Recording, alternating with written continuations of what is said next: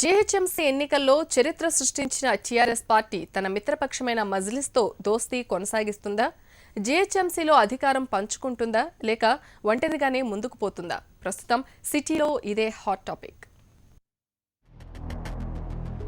GHMC ఎన్నికల్లో TRS అతిపెద్ద పార్టీగా అవతరించి సొంతంగానే మేయర్ పీఠాన్ని దక్కించుకునే మెజార్టీని సాధించింది. గ్రేటర్ కౌన్సిల్లో 44 సీట్లు సాధించిన మజ్లిస్ పార్టీ ప్రతిపక్ష పాత్ర పోషించాల్సి ఉంది. చెప్పడానికి ప్రతిపక్షమే అయినా టీఆర్ఎస్ ఎంఐఎం మధ్య ఎప్పటి నుంచో దోస్తీ కొనసాగుతోంది. మరి ఈ పరిస్థితుల్లో గులాబీ పార్టీ మజ్లిస్ విషయంలో ఎలాంటి వ్యూహం అనుసరించబోతుందనేది ఆసక్తికరంగా మారింది.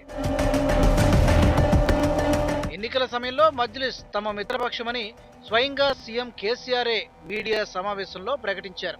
అవసరమైతే మజ్లిస్ మద్దతు తీసుకుంటామని, గ్రేటర్లో మేయర్ పీఠాన్ని దక్కించుకుంటామని చెప్పారు.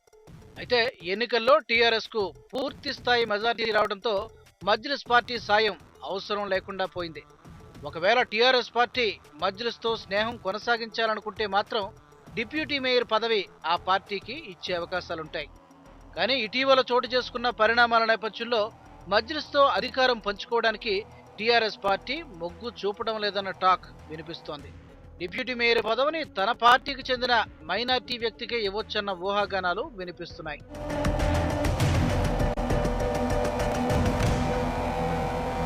ఇక ఫలితాలు వెలువడిన తర్వాత అధికార పార్టీ నుంచి ఎంఐఎం నేతలకు ఎలాంటి మైత్రి సమాచారం అందకపోవడంతో వీరి అనుబంధంపై అనుమానాలు వ్యక్తమవుతున్నాయి.